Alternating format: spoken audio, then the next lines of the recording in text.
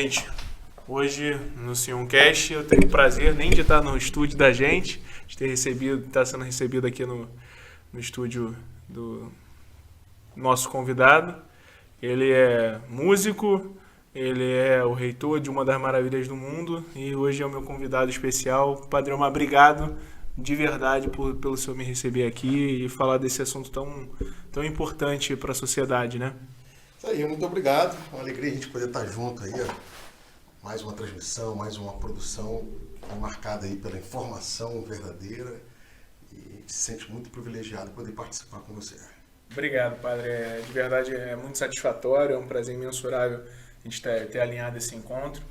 Eu acho que é importante um líder como o senhor estar falando sobre um assunto que está em voga, mas não está, e tem tanta coisa aí para a gente poder conversar ao longo desse bate-papo. Primeiro, queria saber do senhor, a gente vai começar aí a falar um pouco sobre saúde mental, né, a saúde emocional, as agravantes que vem sucedendo nesses últimos 12 meses, né? E eu queria que o senhor pudesse falar um pouco sobre isso, na sua visão de líder religioso, na sua visão de reitor, né, de uma das maravilhas do mundo. E eu queria um pouco da visão do líder primeiro, o Padre Omar, e depois, se o senhor der a oportunidade de falar um pouco sobre o Omar, antes do sacerdócio, depois do sacerdócio, e isso é muito importante para a gente. Muito bem. O período pandêmico, caracterizado por um momento de enorme instabilidade mundial, um cenário geopolítico completamente confuso, um problema que, dentro de uma lógica universal, já evidencia, né, que cada ser humano foi atingido. Ainda que não tenha sido infectado pelo coronavírus, mas a vida econômica, a vida social, a vida familiar, uma série de distúrbios foram identificados, acabaram por afetar e tirar a estabilidade que é tão necessária para que o ser humano encontre o bom curso de sua vida. E o Cristo Redentor teve na sua operação turística uma interrupção, principalmente na fase do lockdown, aqui no Rio de Janeiro, e a gente não fechou as portas do Cristo para outras atividades, que são, então, igualmente importantes, ou que permanecem, né, vivas pela lógica de ser um santuário. Então, mesmo fechado para o público turístico, para a itinerância, o Cristo Redentor não deixou de criar um importante impacto, né, de comunicação, de visibilidade, de integração. Exemplo disso foram as inúmeras homenagens que nós fizemos ao longo do ano passado para os profissionais de saúde. Fizemos o mapping, o Cristo vestido de médico, o Cristo de máscara, o Cristo como o garoto propaganda de muitas campanhas sociais que realmente viabilizaram uma quantidade enorme de doação, ou de doações para as pessoas mais vulneráveis. Então o Cristo solidário permanece vivo, um Cristo espiritual, né, como um santuário, permanece vivo, mesmo com o retorno da atividade turística, ainda em menor escala, a gente mantém essa operação.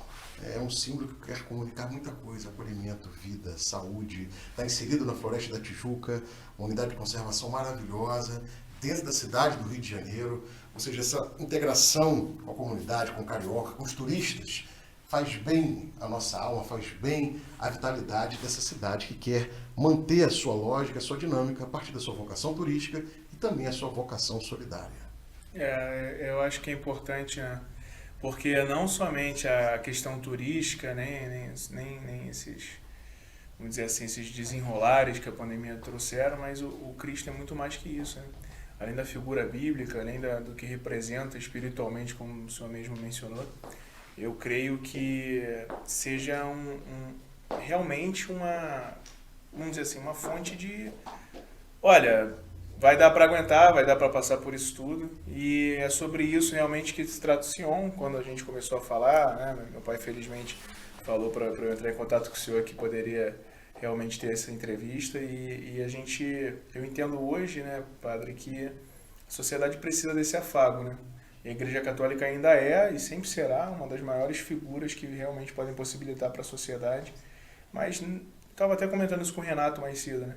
Eu acho que é interessante de falar de religião, às vezes, assim, sobre religiosidade, né? o dogma que todos nós carregamos enquanto cristãos ou praticantes de outras religiões, é o que nos segura num momento desse. E falando um pouco sobre essa questão das agravantes, da saúde mental realmente abalada da sociedade, os números que não param de ser assombrosos, né? Eu queria perguntar um pouco para o senhor o que o Omar, né, fora do sacerdócio, lógico, o sacerdócio é 24 horas quando se entrega, mas eu acho que o senhor entendeu o que eu quis dizer. Como que o senhor está reagindo a esse momento? O senhor está sentindo um pouco desse fardo, né? Eu lhe pergunto porque, recentemente, eu vi uma entrevista do padre Fábio de Mello até, que ele falou, né, quanto que é difícil um líder religioso, né, assumir e admitir essa dificuldade, né, esse processo de mental de, olha, poxa, eu também posso sofrer, eu também posso ter algum tipo de problema, eu também posso estar passando por algum problema. E eu queria que o senhor pudesse falar um pouco mais sobre isso. Como o senhor está passando por essa enxurrada de problemas, essa enxurrada de dificuldades de processo mental mesmo, para uma gama da sociedade no geral. Durante o período pandêmico, a gente teve que enfrentar alguns desafios, né? Logicamente, o principal é o próprio vírus, né? Que a gente, no primeiro movimento, ninguém sabia como deveria ser o cuidado, como deveríamos nos colocar diante aí da ignorância da vida, dos grandes fluxos, e até que a gente foi percebendo a necessidade de utilização da máscara, um tratamento que fosse mais direcionado, né? A partir daquilo que era possível fazer. E com isso, toda a comunidade científica foi também atrás de soluções, um ano de muita mobilização.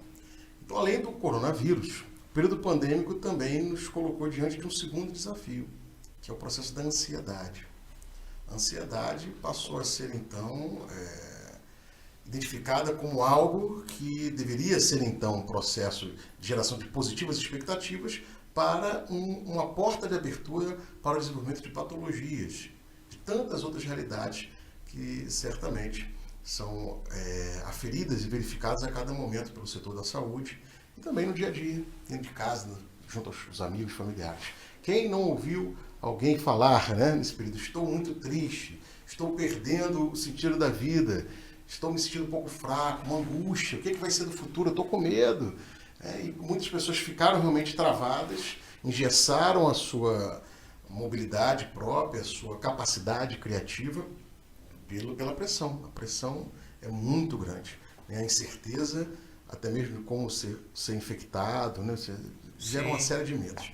Esse processo de ansiedade também foi potencializado na medida que o horizonte começou a ficar muito difícil. Você passar por um período pandêmico e sobreviver é motivo de ação de graças, né? É verdade. Você viu quantos brasileiros, mais de 500 mil brasileiros já nos deixaram, milhões de pessoas em todo o mundo. Então, o caminho para a gente já poder começar a superar esse momento de instabilidade que é potencializado pela ansiedade, vai passar pela gratidão. A gratidão é um ótimo remédio, é uma porta de entrada para a gente poder trazer coisas boas para dentro de si.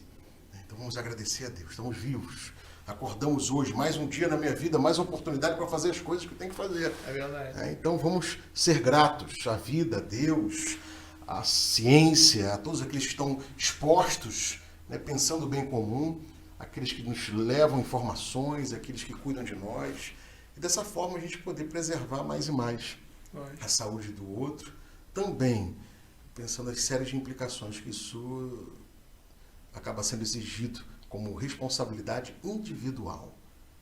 Eu me preocupo com o outro, eu me preocupo comigo mesmo. Essa consciência, né, é de grande importância para a gente poder garantir uma vida com mais qualidade, mais saudável nesse momento. Sim, esse processo de autorresponsabilidade é algo que depois que você se apodera disso, né, se impondera disso, é difícil você delegar para alguém a culpa, né? A ansiedade mesmo é um fato que assusta, né? O senhor sabe, com certeza. O Brasil é o país mais ansioso do mundo. Cerca de 10% da população sofre de ansiedade, isso são números pré-pandemia, né? Então, eu entendo hoje, né, padre, que o senhor, além de ser uma figura religiosa, né, etc., o senhor também é um ser humano e está entendendo isso também como qualquer outra pessoa. E eu vou te dizer uma coisa importante. Eu tive Covid, né? Fiquei internado aí quase 2 semanas, um momento de muita tensão, né? Porque moro com os meus pais que são idosos. Sim. Naquele mesmo período que eu fiquei internado, meu pai também ficou internado, minha mãe ficou internada. Então, você imagina, né? Você dentro do hospital, em isolamento, hoje seu pai internou, sua mãe internou, seu irmão internou. Então você fica num momento de grande tensão, né? Isso abaixa a imunidade, dificulta a sua reposição de energia, né? Sim. E foi um momento que a gente teve que buscar a tranquilidade, e aí foi onde a fé se manifestou como um elemento fundante para a gente poder garantir a estabilidade emocional. E graças a Deus, né, a gente conseguiu superar esse momento, tanto da enfermidade, como também dos desdobramentos que poderiam ser danosos para o meu equilíbrio. E, logicamente, diante da superação e do pós-tratamento Covid, né, você tem que fazer a fisioterapia respiratória, você tem que trazer uma tranquilidade, os antibióticos se tornam muito fortes, isso cria toda uma desorganização da própria área digestiva, né? Você tem toda uma alteração da sua vida, alimentação. Né? Então, o organismo sente por alguns meses, mesmo depois que você já não está mais ali com o vírus atuando, o organismo ele fica ainda numa certa carência, né, de cuidados. Então, graças a Deus, eu tive a oportunidade de me cuidar bem. Amém. E, ao mesmo tempo, junto com o endocrinologista, a gente poder também pensar alguma coisa que pudesse trabalhar a ansiedade. Porque com o fluxo que a gente tem de trabalho, teve durante toda a pandemia, disposição, teve que manter a operação de arrecadação de alimentos, a fome chegou, e a gente tem um compromisso social importante ligado ao Cristo Redentor. Sim. Eu tinha que também ter um amparo científico, um médico que pudesse me colocar com os pés no chão. Eu não podia cair, eu não podia ficar contaminado de novo, mas eu tinha que trabalhar, não tinha jeito. Então, equilibrar a precaução, o cuidado com a boa saúde, com a boa alimentação, também passa pela lógica do medicamento. Lógico. Então, procurar, no meu caso, eu fui no meu endócrino, ele também receitou um remédio, né, para poder trazer aquela tranquilidade necessária para continuar a trabalhar. Então, quando a gente traz isso, essa consciência da necessidade, da busca de soluções para que o organismo encontre a sua estabilidade, a gente também fortalece a nossa boa prática solidária. Então, quando você é motivado, tanto pela fé, quanto pela boa consciência, mas tendo o respaldo médico, clínico, você trabalha melhor. Lógico. Eu acho que isso é de suma importância, né? Por isso que eu comentei até com o Renato, porque acaba que plataformas, aplicativos de saúde mental, tem alguns sobre terapia virtual, etc e tal, podcasts que já tratam alguma coisa do tipo também, só que eu busco me diferenciar, tem um upside que é a conscientização, né?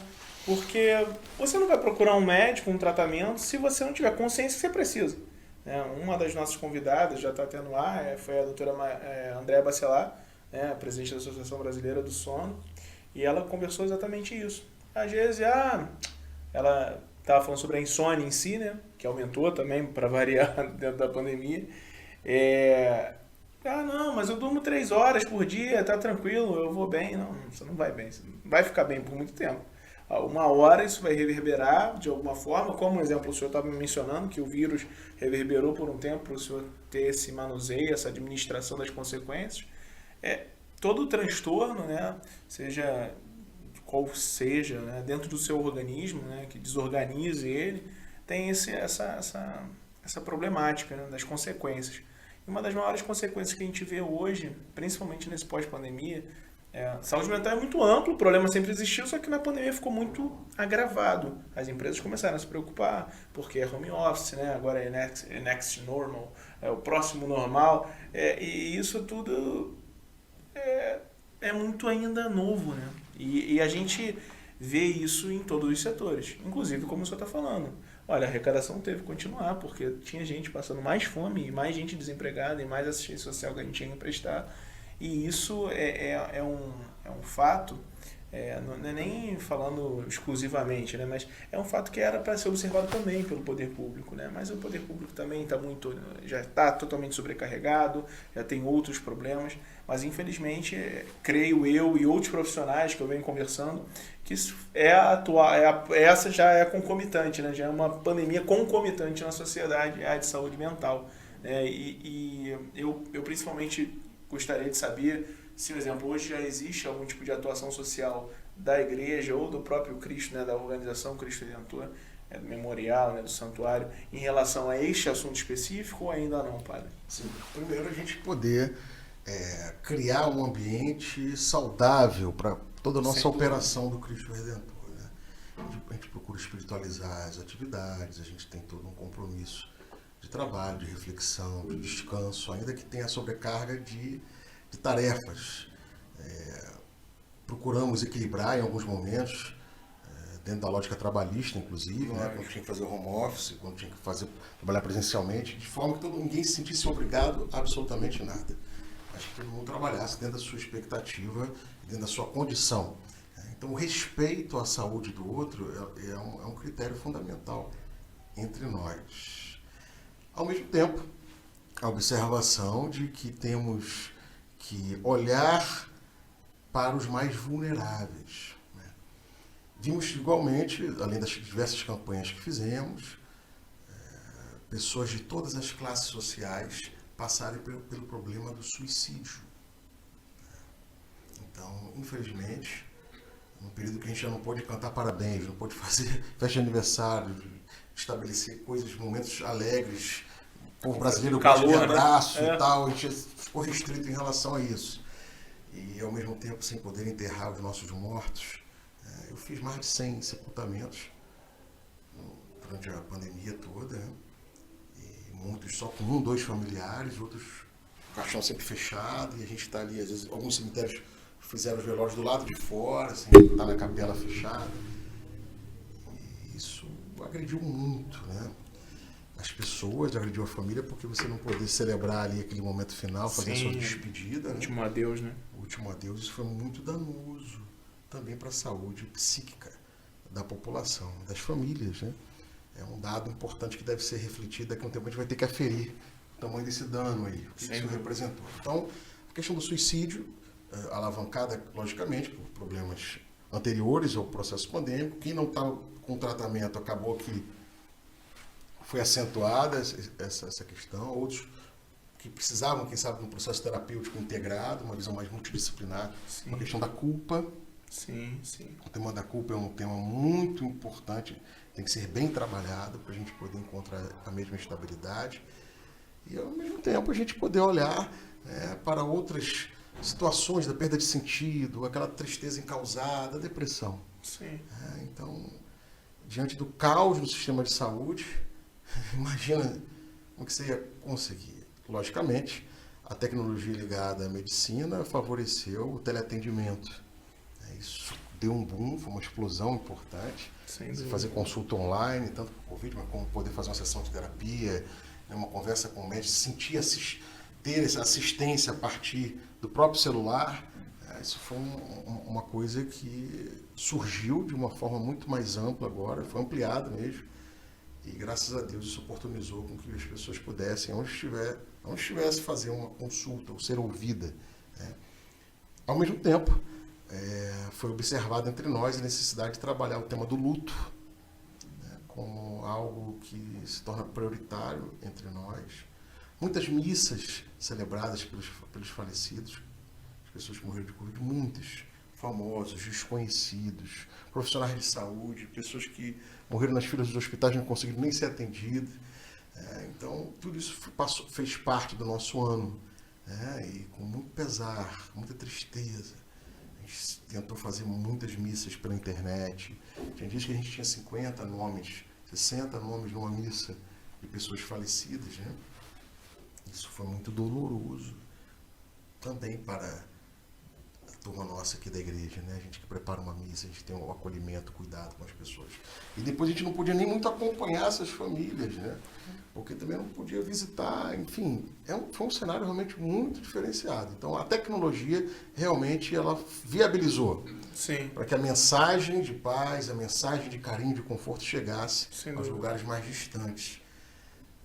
Certamente, ao olharmos o tempo pandêmico, aí, com mais sensibilidade, a gente vai sempre salvaguardar aquela imagem do Papa Francisco no Vaticano sozinho, na Semana Santa do ano passado, 2020, né? Foi muito emblemático, o Papa entrando sozinho na Praça de São Pedro, em silêncio, rezando.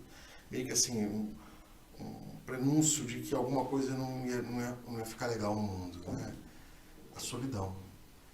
Muitos se sentiram sozinhos e, a partir dessa solidão não bem trabalhada, também perderam o sentido, a razão de viver, e muitos tiraram a própria vida, inclusive. Sim. Então, assim, tudo mexido. Quem já estava com problema também, questão econômica, quantos que piraram porque não estavam mais conseguindo honrar os seus compromissos com a família, tiveram que mandar um monte de gente embora, os negócios pararam, fecharam, e a pessoa não estava com equilíbrio ali, não tinha uma estrutura familiar, não tinha alguma reserva econômica. Sucumbiu. Então, assim, são muitos exemplos que a gente poderia dar para você agora, de coisas que a gente viu ao longo da pandemia. Foi realmente um cenário muito dramático, mas não faltaram pessoas que também se colocaram à disposição, com coragem, com amor, com dedicação. Então, se por um lado você tem o trágico, do outro lado você tem também a realidade da solidariedade, né, que compensa, que cria realmente um ambiente de suporte para aqueles que passam realmente situações de necessidade. Eu idealizei e fundei o Sion após alguns traumas pessoais e foi no meio da pandemia. Porque eu falei, olha, eu fui capaz de ter de repente um pouco de antifragilidade, de ter um pouco de autorresponsabilidade, mas quantos não sabem nem o que quer dizer isso? Né? Quantos não têm nem noção do que, olha, dormir 3 horas não tá legal, poxa, só quero ficar na cama, não quero sair, não, vou ficar deitado. E isso são sinais claros de possíveis transtornos e etc e tal. Até dentro do meu próprio seio familiar, do seio familiar da minha esposa, a gente pôde presenciar problemas que se agravaram. Logicamente que os fatores socioeconômicos, né, de você não poder mais ou trabalhar com quem você trabalhava, ou de você ter sido demitido, ou de você não vender mais o que vendia antes, isso logicamente agravou, mas esse problema já existia com certeza, né? A saúde mental sempre foi um assunto pouco debatido. Até eu estive recentemente em São Paulo, me certificando em felicidade corporativa, e a gente no curso se conversou bastante sobre isso, né? Problemas de saúde pública que não eram problema de saúde pública, tipo, até pouco tempo atrás, do tipo, era de responsabilidade, mas as pessoas nem, não, dá pra ver isso aí depois. Um exemplo lá em São Paulo, que é bem latente, é a Cracolândia, que só cresce, infelizmente. É um problema de saúde pública, não deixa de ser um problema também de ordem mental, aquilo ali é uma dependência química, causa transtornos incalculáveis, né? Mas, e a saúde mental em si? Aqui no Rio mesmo, a gente tinha centros de atendimento psicológico, fecharam, né, na última gestão, junto com as clínicas da família, aquele acompanhamento mais próximo. E em cerca de, acho que 2 anos, inclusive na própria pandemia, a OMS divulgou uma nota, né, que, salvo engano, tinha diminuído o investimento em saúde mental em 12%, porque tinha que priorizar, obviamente, o combate ao Covid-19. Entretanto, né, padre, eu tive um entrevistado na semana passada, entrevistei o Johnny? Retrasado. Ele é de uma congregação protestante, né? Ele também é um missionário, em suma. E eu acho que a figura do líder religioso, ela tem essa... Eu acho que tem a primazia, mais ou menos, não longe de mim querer se comparar, mas de fazer esse primeiro contato, de segurar a onda. Olha, na Bíblia tem uma passagem assim, por exemplo, Jó, né? Vamos dizer do livro de Jó, que é um livro mais famoso falando sobre resiliência, etc. Tá? Olha, lá tem essa resposta, tá? Olha, por exemplo, no kardecismo, sei que só tem encontros aqui interreligiosos. Olha, fala aí da lei de causa e efeito. Olha, em Fá tem isso. Então isso é o primeiro contato, às vezes, de evitar um suicídio, né? Um caso drástico. ou às vezes é até uma maneira de se amar melhor e evitar a depressão e a ansiedade. Eu vejo muitas ações sociais, inclusive o Renato estava me falando de algumas que vocês têm aqui, e principalmente do nicho de esportes, né? Um dos nossos convidados foi o Rafael Feijão, ex-campeão do Strike Force, é meu amigo, meu treinador de boxe pessoal, e a gente falou sobre isso também, né? O esporte salva vidas. Então, isso tudo ficou muito restrito, né? O tema de saúde mental que eu venho abordando, né? Alguns tentam falar, saúde emocional, não, mas é mental mesmo, não é feio falar disso, né? Ainda tem-se um preconceito. O senhor, assim, na sua opinião, na posição que o senhor ocupa, entende ainda que há esse preconceito de tentar intimamente querer cuidar desse assunto, até de conscientizar, de falar nesse assunto? O senhor ainda sente que existe algum tipo de preconceito, ou o senhor acha que hoje já é bem difundido e isso ao longo do tempo está melhorando? A desinformação, né, que acaba ampliando o preconceito em relação à busca de profissionais para o tratamento da área de saúde mental. Se você diz para alguém, vai no psiquiatra, o cara, eu não sou maluco, né? Todo mundo sabe disso. Tem que ir ao psiquiatra, tem que ir ao neurologista, tem que procurar outro médico. Então existem alguns tabus, né? A questão da sexualidade humana é um tabu. E as questões não resolvidas do ponto de vista afetivo e sexual geram também outros desgastes emocionais e sem sombra de dúvida. Muita coisa interligada, né? O ser humano é um ser integral, complexo, mas é multifatorial, né? E dessa forma a gente poder trazer uma referência a partir da religião, uma referência saudável, né? Cristo era saudável. Fonte da saúde, levou saúde a muitos, curou a muitos, realizou milagres, diante da fome multiplicou os pães e os peixes, diante dos medos trouxe a segurança, acalmou o mar, se deu em alimento, na Eucaristia, está presente entre nós, e nós somos a extensão desses braços curativos de Cristo. Na Igreja Católica existe a previsão de bênçãos especiais, de orações destinadas aos enfermos. Existem os sacramentais, existe o sacramento da unção dos enfermos, outrora chamada de extrema unção, mas a unção dos enfermos. Existe, ao mesmo tempo, a dimensão terapêutica da liturgia. Então, quando você entra, vai à missa, participa da missa, pede perdão, você se reconcilia consigo mesmo, com o próximo, com Deus, você começa a abrir um novo campo, uma nova energia, um encontro com a palavra de Deus que vai trazer vida, vai trazer plenitude. Então, essa dimensão terapêutica que é presente na religião e nas religiões, elas são muito importantes para complementar essa busca, né, de uma vida com mais qualidade. Então, a qualidade de vida passa também pelo dado religioso, quando a informação religiosa, quando a prática religiosa é igualmente coerente, saudável e estruturada.